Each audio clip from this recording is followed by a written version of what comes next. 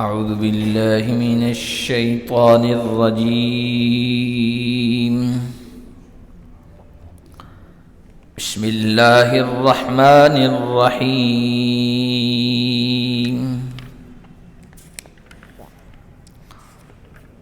لقد تاب الله على النبي والمهاجرين والأنصار الذين اتبعوه في ساعة العسرة من بعد ما كاد يزيغ قلوب فريق منهم ثم تاب عليهم إنه بهم رؤوف رحيم.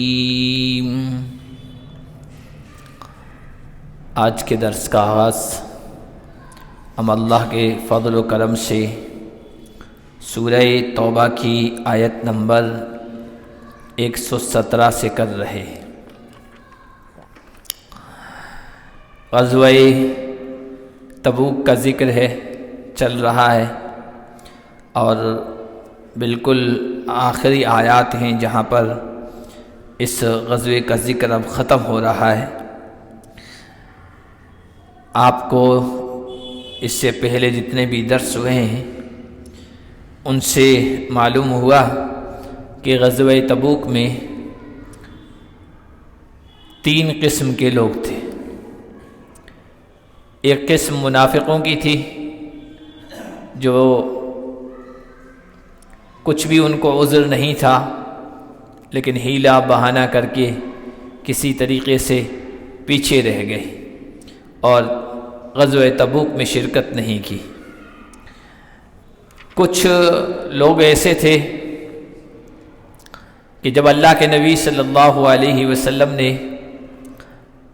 تبوک کی طرف سفر کا ارادہ فرمایا تو شروع میں ان کے دل شرکت کے لیے مائل نہیں تھے، شریک ہونے کی طرف نہیں تھے، چونکہ ماحول اچھا نہیں تھا، سفر بہت دور کا تھا، بہت سخت گرمی تھی، کھجوروں کے پکنے کا زمانہ تھا، جاتے ہیں تو پیچھے ضائع ہو جاتی ہے کھیتی باغ.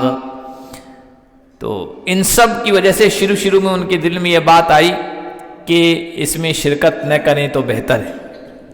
لیکن اللہ تعالیٰ نے ان کو پھر توفیق بخشی، انہوں نے ہمت سے کام لیا، حوصلے سے کام لیا اور اللہ کے نبی کا قافلہ روانہ ہونے کے بعد پیچھے سے وہ روانہ ہوئے اور جا ملے. روایات میں بہت سارے صحابہ کے نام آئے ہیں. ایک صحابی اپنے گھر آئے، باغ میں آئے تو دیکھا کہ باغ میں شاندار جھونپڑی بنی ہوئی تھی اور عین دوپہر کے وقت ان کی گھر والی نے اندر پانی چھڑک رکھا تھا اور بہترین بستر وغیرہ تیار کر رکھا تھا. اندر گھسے، ٹھنڈا سایہ محسوس ہوا، ٹھنڈا پانی پیا، ٹھنڈک محسوس ہوئی اور پھر اچانک دل میں خیال آیا کہ اللہ کے نبی تو لقودق میدان، صحرا، ریگستان اور گرمی کا سامنا کریں اور میں یہاں بیٹھا رہوں، یہ نہیں ہو سکتا. فوراً سامان تیار کیا، اٹھے اور چل دیے اور جا کر اللہ کے نبی صلی اللہ علیہ وسلم کے قافلے سے جا ملے. حضرت ابو ذر غفاری رضی اللہ تعالیٰ عنہ روانہ ہوئے.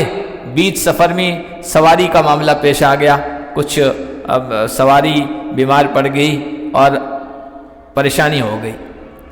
تو ایسے میں آدمی تو عذر کر لیتا ہے کہ سواری بیمار پڑ گئی یا مر گئی اور میں اللہ کے نبی سے کہہ دوں گا، روانہ ہو چکا تھا، بیچ سفر میں میرے ساتھ معاملہ پیش آیا. لیکن انہوں نے ایسا نہیں کیا، انہوں نے جو کچھ سامان تھا اپنے کاندھے پہ لادا اور چل دیے. دور سے اللہ کے نبی صلی اللہ علیہ وسلم نے دیکھا یہ ابو ذر لگ رہے ہیں. صحابہ نے جب وہ قریب آئے کہا کہ رسول اللہ آپ کا گمان صحیح، ابو ذر ہی ہے. ایک صحابی تھے حضرت ابو خیثمہ، ان کے ساتھ بھی یہی معاملہ پیش آیا. وہ گھر میں بیٹھے تھے، اچانک خیال آیا حضور کا قافلہ چل پڑا ہے، میں پیچھے بیٹھا رہوں. ہمت سے کام لیا اور پیچھے سے چل پڑے، پیدل ہی چل پڑے اور اللہ کے نبی کے قافلے کے جب قریب پہنچے تو حضور نے فرمایا کن ابا خیثمہ، یہ ابو خیثمہ ہی لگتا ہے. اور صحابہ نے کہا رسول اللہ آپ کا خیال، آپ کا گمان بالکل صحیح ہے. تو ایسے کئی واقعات کہ شروع میں دل تھوڑے ڈگمگائے لیکن انہوں نے پھر پختہ ارادہ کیا اور اللہ کے نبی سے جا ملے.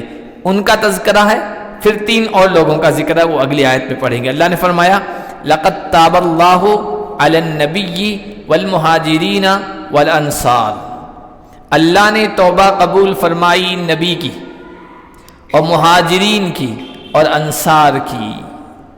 نبی کی توبہ، کیا مطلب نبی کی توبہ؟ کیا نبی سے غلطی ہو گئی تھی، گناہ ہو گیا تھا؟ نعوذ باللہ، نبی گناہوں سے پاک ہوتا ہے، اللہ حفاظت فرماتے ہیں۔ لیکن یہاں کیا مراد ہے؟ کچھ ایسی باتیں جو نبی کے شایان شان نہیں تھی، چوک کہہ سکتے ہیں، چوک۔ تو اس میں چوک کیا ہوئی غزوہ تبوک میں؟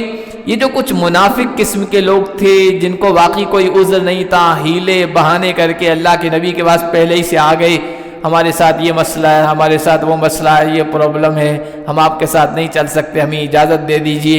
اللہ کے نبی نے ان کو اجازت دے دی۔ اللہ کی منشا یہ نہیں تھی، اللہ کی منشا یہ تھی کہ اجازت نہ دی جائے اور ان کو ساتھ میں لے جایا جائے، لیکن اللہ کے نبی نے اپنی رحم دلی کی وجہ سے کہا کہ چلو یہ عذر پیش کر رہے ہیں تو جانے دو۔ یہ جو ہے نا، اس کے بارے میں کہا اللہ نے نبی کی اس چوک کو بھی معاف فرما دیا، اس کو توبہ سے تعبیر کر رہے ہیں۔ اور مہاجرین اور انصار کو کون؟ الذین اتبعوا فی ساعۃ العسرہ، جنہوں نے نبی کی پیروی کی تنگی کی گھڑی میں۔ تنگی کی گھڑی کون سی تھی؟ یہی تبوک کا یہ موقع، یہ تبوک کی لڑائی، یہ تنگی کی گھڑی تھی۔ کیوں؟ موسم ساتھ نہیں دے رہا تھا، بہت سخت گرمی کا موسم، اور کھجوروں کے پکنے کا زمانہ۔ گرمی کا سفر 900 کلومیٹر دور جانا ہے، اتنا لمبا سفر کبھی نہیں ہوا، اور کھجوروں کے پکنے کا زمانہ ہے، ادھر جاتے ہیں تو یہ نقصان ہوتا ہے۔ اور سامنے اس وقت کی سپر پاور طاقت رومن امپائر تھا، تو کھانے پینے کی چیزوں کی کمی تھی، سواریوں کی کمی تھی، پانی کی کمی تھی۔ سواریوں کا یہ حال تھا کہ ایک ایک اونٹنی پر کئی لوگ سوار ہوتے تھے، اور کھانے پینے کی چیزوں کی کمی کا یہ حال تھا کہ اللہ کے نبی صلی اللہ علیہ وسلم کے پاس کھجوریں جمع تھی، تو چند مجاہدین پر، فوجیوں پر کھجور کی گٹھلیاں، دانے تقسیم ہوئے۔ وہ ساتھی کیا کرتے تھے؟ ایک نے کھجور چوسی، پھر دوسرے کو دی، دوسرے نے چوسی دوسرے کو دی، تیسرے نے چوتھے کو دی، اس پر ایک گلاس پانی پی لیا، اسی پر چلا رہے تھے کام۔ ایسا تنگی کا زمانہ، اور آگے چل کر سفر میں کھانے پینے کی چیزوں کی اور کمی ہو گئی، تو لوگوں نے کہا یا رسول اللہ جو کچھ سواریاں ہیں، اونٹ ہیں، تو ان کو ذبح کرنے کی اجازت دے دیجیے۔ اللہ کے نبی نے اجازت دی۔ اتنے میں حضرت عمر فاروق رضی اللہ تعالیٰ عنہ تشریف لے آئے، کہا یا رسول اللہ اس طرح سواریاں ذبح کرنے کی اجازت دے دیں گے تو معاملہ اور گڑبڑ ہو جائے گا، آپ سواریاں ذبح کرنے کی اجازت نہ دیں، بلکہ میری رائے یہ ہے جس کے پاس جو کچھ کھانے پینے کی چیزیں سب جمع کروائیں۔ اللہ کے نبی نے کہا ٹھیک ہے، سب جمع کرائی، وہ بھی بہت کم تھی، لیکن اللہ کے نبی صلی اللہ علیہ وسلم نے اس میں برکت کی دعا کی تو خوب اس میں برکت ہوئی، لوگوں نے کھایا، پیٹ بھر کے کھایا، تھیلیوں میں جمع کیا، پھر بھی بچا رہا۔ تو یہ فی ساعۃ العسرہ، تنگی کی گھڑی میں جنہوں نے نبی کا ساتھ دیا، من بعد ما کاد یزیغ قلوب فریق منہم، اس کے بعد کہ ان میں سے ایک گروہ کے دل ڈگمگا گئے تھے، جائیں کہ نہ جائیں، شروع میں پیچھے رہ گئے تھے لیکن پھر ہمت کی اور اللہ کے نبی کے ساتھ ہو لیے۔ ثم تاب علیہم، پھر اللہ نے ان کی توبہ قبول فرمائی۔ انہ بہم رؤوف الرحیم، بے شک اللہ ان کے ساتھ بہت ہی شفقت کرنے والا رحم دل ہے۔ وعلی الثلاثۃ الذین خلفوا، اور اللہ نے خصوصی توجہ فرمائی ان تینوں کی طرف بھی جو پیچھے چھوڑ دیے گئے، جن کا معاملہ مؤخر کر دیا گیا، ڈیلے کر دیا گیا۔ یہ تین کون تھے؟ اللہ کے نبی صلی اللہ علیہ وسلم کے پکے سچے مخلص وفادار صحابی تھے۔ کچھ ایسے بھی لوگ تھے جن کے ساتھ کوئی عذر نہیں تھا، لیکن بہرحال سستی کی وجہ سے، تھوڑی سی غفلت کی وجہ سے اور لاپرواہی کی وجہ سے وہ پیچھے رہ گئے تھے۔ نہ اللہ کی محبت میں کمی تھی، نہ رسول اللہ کی محبت میں ان کی کمی تھی، پکے سچے مومن تھے، رسول اللہ کے جانسار صحابی تھے، لیکن بہرحال سستی کی وجہ سے پیچھے رہ گئے تھے۔ تین صحابی تھے ان میں، حضرت کعب ابن مالک، حضرت مرارہ ابن ربی، حضرت ہلال ابن امیہ۔ یہ 3 صحابہ تھے۔ اللہ کے نبی صلی اللہ علیہ وسلم وہاں پہنچ گئے تبوک، اور وہاں رک کر واپس آئے، اور جب مدینے کے قریب پہنچے ہیں تو اب جو پیچھے لوگ رہ گئے تھے ان کے دل میں بات آئی کیا کریں کیا نہ کریں۔ اب حضور واپس آ گئے، ہم شرکت نہیں کر سکے، کیا منہ لے کے جائیں گے، کیا عذر پیش کریں، کیا بہانہ پیش کریں۔ پورا واقعہ بخاری شریف اور دیگر کتابوں میں آیا ہے۔ حضرت کعب کہتے ہیں اللہ کے نبی جب مدینے کے قریب پہنچے نا تو میرے دل میں خیال آیا کہ میں اب کیا بہانہ پیش کروں گا، چونکہ بولنے میں بڑے ماہر تھے، شاعر تھے، کوی تھے، شاعروں میں الفاظ کی کوئی کمی نہیں ہوتی ہے، بولنے کی بڑی صلاحیت ہوتی ہے۔ تو کہتے ہیں کہ میرے دل میں یہ بات آئی اللہ کے نبی سے کوئی بہانہ کر کے نکل جاؤں، جیسے دوسرے لوگ نکل گئے تھے۔ تقریباً 80 لوگ ایسے تھے جو بہانے کر کے ٹھیک ہے، اللہ کے نبی نے کہا ٹھیک ہے میں تمہارے لیے دعا کرتا ہوں، اللہ ہی معاف فرمائے تمہیں، یہ کر کے ان کو روانہ کر دیا تھا۔ میری باری آئی تو میں نے بھی سوچا، لیکن پھر دل میں خیال آیا کسی دنیا کی شخصیت کے سامنے اگر میں جاؤں اور اپنی چرب زبانی سے اپنا مدعا ثابت کر دوں، پیچھے رہنے کو معقول بنا دوں، لیکن یہ تو اللہ کے پیغمبر ہیں، چرب زبانی سے منوا تو لوں گا لیکن حقیقت آسمانوں کے اوپر سے وحی کی شکل میں آ جائے گی، اس لیے دل پکا ارادہ کر لیا میں جھوٹ نہیں بولوں گا چاہے کچھ بھی ہو جائے۔ چنانچہ کہتے ہیں اللہ کے نبی صلی اللہ علیہ وسلم جب مدینہ تشریف لائے تو حضور کا معمول تھا جب سفر سے واپس آتے تھے تو سب سے پہلے مسجد پہنچتے تھے، 2 رکعت نماز پڑھتے تھے، پھر بیٹھتے تھے تاکہ سارے لوگ جو ملنے جلنے والے آئیں وہاں آ جائیں مسجد میں۔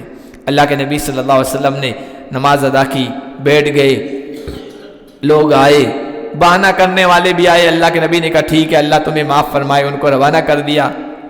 میں پہنچا اور میں نے کہا یا رسول اللہ مجھے کوئی عذر نہیں تھا، بہانہ نہیں تھا، دنیا کی کسی شخصیت کے سامنے بیٹھتا تو میں جھوٹ بول کے نکل جاتا، اپنے آپ کو معذور بنا کر نکل جاتا، لیکن آپ تو اللہ کے پیغمبر ہیں۔ اس سے صاف بات یہ ہے کہ سستی کی وجہ سے میں پیچھے رہ گیا تھا۔ اللہ کے نبی صلی اللہ علیہ وسلم نے مجھے کہا ٹھیک ہے تیرا معاملہ اللہ کے حوالے کرتے، مغفرت کی دعا نہیں کی، تیرا معاملہ اللہ کے حوالے کرتے ہیں، اٹھ جا چلا جا۔ اور اللہ کے نبی نے صحابہ کو حکم دیا کہ کوئی ان سے گفتگو نہیں کرے گا، بول چال نہیں کرے گا، سوشل بائیکاٹ۔ حضرت کعب کہتے ہیں میں نکلا، پیچھے سے میری قوم کے لوگ آئے، کہا کہ یار ان لوگوں نے عذر بہانے ہیلے حضور کے سامنے پیش کیے، اللہ کے نبی نے ان کو معاف کر دیا، تم بھی کر لیتے، بولنے کی صلاحیت تم میں دی، اچھے گفتگو کر لیتے ہو، کر لیتے۔ تو میں نے ان سے کہا کہ جیسا میرے ساتھ معاملہ ہوا ہے کچھ اور لوگوں کے ساتھ بھی ہوا ہے، تو انہوں نے کہا کہ 2 اور لوگوں کے ساتھ تمہارے جیسا ہی معاملہ ہوا ہے۔ کہا کون؟ کہا کہ ہلال بن امیہ اور مرارہ بن ربیع۔ کہا کہ پھر ان کے لیے ان کی زندگی میں میرے لیے نمونہ ہے، اسوہ ہے، وہ بھی بدری صحابہ ہیں، بڑے غزوات میں شریک ہوئے ہیں، تو میں ان کے راستے پر چلوں گا، اب میں جھوٹے بہانے پیش کرنے کے لیے واپس نہیں جاؤں گا۔ اللہ کے نبی صلی اللہ علیہ وسلم نے صحابہ سے کہہ دیا کوئی ان سے بات چیت نہیں کرے گا، کلام نہیں کرے گا۔ حال یہ ہوا کہ قرآن بھی بیان کرتا، آگے ہم آیت میں پڑھیں گے، کوئی صحابی ان سے گفتگو کرنے کے لیے تیار نہیں تھا، ایسا لگتا تھا کہ وہ مدینے میں نہیں رہ رہے ہیں، یہ خود بیان کرتے ہیں، حدیث میں واقعہ بیان کیا، ایسا لگ رہا تھا کہ ہم مدینے میں نہیں ہیں، اپنی جان پہچان کے لوگوں میں نہیں ہیں، رشتہ داروں میں نہیں ہیں، بلکہ کسی انجانے علاقے میں آگے، کوئی بول ہی نہیں رہا ہے، کوئی گفتگو ہی نہیں کر رہا ہے، کوئی سلام کا جواب ہی نہیں دے رہا ہے، ایسا لگا۔ ایک دن کہتے ہیں حضرت کعب کہتے ہیں کہ میرے دل میں آیا کہ میرے سب سے قریبی آدمی جو ہے نا، میرے چچا زاد بھائی ہے اور میرا دوست بھی ہے حضرت ابو قتادہ، ان کا باغ تھا، کہتے ہیں کہ باغ کی دیوار پھاند کر میں اندر گھسا اور اپنے چچا زاد بھائی سے جا کر کہا چچا زاد بھائی ابو قتادہ تمہیں پتہ ہے تم میرے بہت قریبی آدمی ہو اور تمہیں یہ بھی پتہ ہے میرے بارے میں اللہ اس کے رسول سے سچی محبت رکھتا ہوں، ٹھیک ہے سستی ہو گئی پیچھے رہ گیا، کیا تم گواہی نہیں دیتے ہو میں اللہ اس کے رسول سے سچی محبت رکھتا ہوں؟ کہتے ہیں چچا زاد بھائی قریبی دوست میری طرف سے نظر ہٹا لی، کوئی بات کا جواب نہیں دیا، میں آنکھوں میں آنسو لیے ہوئے چل دیا وہاں سے، کیونکہ صحابہ حضور کے فرمان کے بعد پھر رشتہ داری، تعلق، دوستی کا خیال نہیں رکھا کرتے تھے۔ تو جب اپنے قریبی دوست کا مزاج اس طرح بدلا ہوا پایا نا، چونکہ مزاج کیوں بدلا؟ اللہ کے نبی صلی اللہ علیہ وسلم کا مزاج بدل گیا، اللہ کے نبی نے منع فرما دیا۔ ہمارے یہاں ایک بزرگ گزرے ہیں خواجہ عزیز الحسن مجذوب رحمۃ اللہ علیہ، تو پہلے انگریزوں کے دور میں سرکاری ملازم تھے، پھر حضرت مولانا اشرف علی صاحب تھانوی کی خدمت میں پہنچے، پھر بڑے اللہ والے بنے۔ تو انہوں نے ایک شعر کہا، بہت اچھے اشعار کہیں، تو ایک کہا کہ نگاہ اقربا بدلی مزاج دوستاں بدلا، نظر ایک ان کی کیا بدلی مجھ سے کل جہاں بدلا۔ نگاہ اقربا یعنی قریبوں کی نگاہ بدل گئی، دوستوں کا مزاج مجھ سے بدل گیا۔ کیوں؟ نظر ان کی کیا بدلی، رسول کی نظر بدلی کہ کل جہاں بدل گیا۔ ایسا لگتا ہی ہے کہ مدینے میں جان پہچان کے لوگوں میں رہ رہا ہوں۔ تو نگاہ اقربا بدلی مزاج دوستاں بدلا، نظر ایک ان کی کیا بدلی مجھ سے کل جہاں بدلا۔ بہرحال وہاں سے میں جا ہی رہا تھا، کیا دیکھتا ہوں بازار میں، مدینے کے بازار میں ایک آدمی ہے جو لوگوں سے پوچھ رہا ہے کعب ابن مالک کہاں رہتے، میرے بارے میں پوچھ رہا ہے۔ تو اشارے سے وہ بتا رہے تھے کہ ادھر چلے جاؤ، فلاں جگہ مل جائیں گے، چونکہ حضور صلی اللہ علیہ وسلم کی طرف سے حکم ہے، نہ ان سے کوئی کلام کرے گا، نہ گفتگو کرے گا، نہ تعلقات رکھے گا۔ چنانچہ وہ آدمی پوچھ پاچھ کر کے میرے پاس پہنچا، مجھے ایک خط دیا۔ اس میں کیا لکھا ہوا تھا؟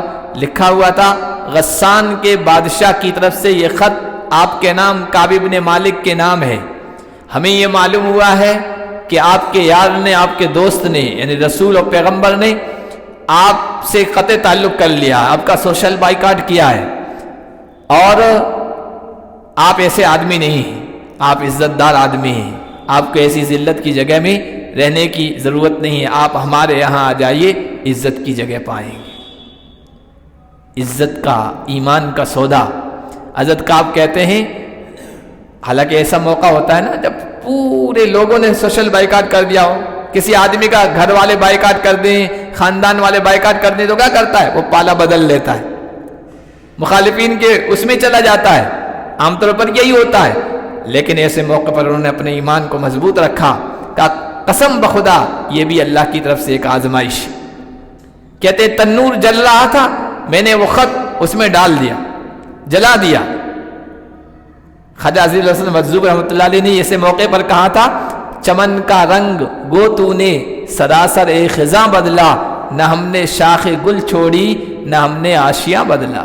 چمن کا رنگ بدل گیا، لیکن چمن میں جس ڈالی پہ میرا آشیاں تھا، نہ ہم نے وہ بدلا ہے، نہ چمن بدلا ہے۔ اسلام ہمارا چمن ہے، اس کو مضبوطی سے تھامے رکھا، اور طریق عشق میں گو کارواں پر کارواں بدلے، نہ ہم نے راہ گزر بدلی، نہ میرے کارواں بدلا۔ میرے کارواں حضور صلی اللہ علیہ وسلم، کارواں نہ اسلام کو چھوڑا، نہ میرے کارواں کو چھوڑا، اور راہ الفت میں گو ہم پر بڑے مشکل مقام آئے۔ محبت کی راہ میں، راہ الفت میں گو ہم پر بڑے مشکل مقام آئے، نہ ہم منزل سے باز آئے، نہ ہم نے رہنما بدلا۔ کہا کہ یہ آزمائش ہے، خط کو جلا دیا۔ 40 دن اس طرح گزر گئے، ایسا لگتا تھا یار دوستوں میں نہیں، اجنبی جگہ میں آ گیا ہوں، مدینے میں نہیں، کسی غیر ملک میں رہ رہا ہوں۔ 40 دن کے بعد حضور کی طرف سے آرڈر آیا، بیویوں سے الگ ہو جاؤ، بیویوں سے الگ ہو جاؤ۔ تو میں نے کہا یا رسول اللہ، بیویوں سے الگ ہو جانے کا مطلب کیا ہے؟ قاصد کے ذریعے سے معلوم کروایا کہ بیویوں سے الگ ہو جانے کا مطلب کیا ہے، طلاق دے دیں، یا ان کو میکے چھوڑ دیں، یا ان سے کوئی تعلق قائم نہ رکھیں۔ تو حضور کی طرف سے پیغام آیا، طلاق نہیں دینا ہے، بس ان سے الگ رہنا ہے، تعلقات قائم نہیں کرنا ہے۔ کہا اس کے لیے بھی تیار ہے۔ بیوی سے کہہ دیا اپنے میکے چلی جاؤ۔ حضرت کعب کہتے ہیں اس دوران یہ تقریباً 50 دن گزرے ہیں، 50 دن سوشل بائیکاٹ کی۔ میرے دونوں ساتھی تھے، وہ بیچارے روتے رہے، آؤ گریا بکاؤ کرتے رہے، کمزور پڑ گئے، لیکن اللہ نے مجھے حوصلہ دیا، ہمت